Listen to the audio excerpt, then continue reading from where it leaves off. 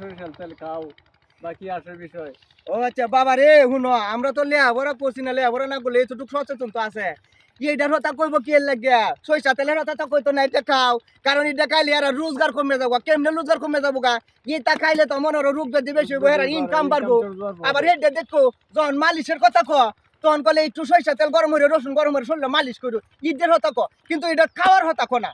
এদের টেনেল কি কই আম বাবা মাথাটা খায়া লাইছে হ্যাঁ এদের ইনকাম বাড়ার লাগে ভালো কথা কইতো না আবার মালিশ করার লাগে কইবো বলে মালিশ করো সরিষা তেল এই মালিশের বেলা দরকার পড়ে তাহলে মালিশের শরীরের উপরে যদি তোমার মালিশ করে এতটা পরিমাণ কাজ হইতে পারে তাইলে এটা যদি বডির মধ্যে যা তাইলে কি পরিমাণ কাজ হইব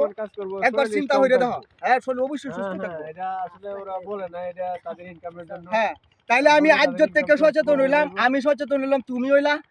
আরো যারা বাংলাদেশের জনগণ আছে আমি সকল তরি আমি কইতে চাই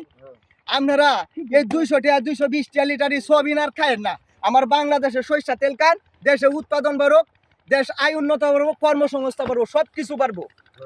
হ্যাঁ সব জায়গায় মিল পাইবে নিজের সবকে নাহলে সরিষা নিজে কিনে ভাঙ্গা আনতে পারবা কোনো সমস্যা নাই তাহলে তোমার বাজারও যাওয়ার দরকার নাই বাজার চলো এই জায়গা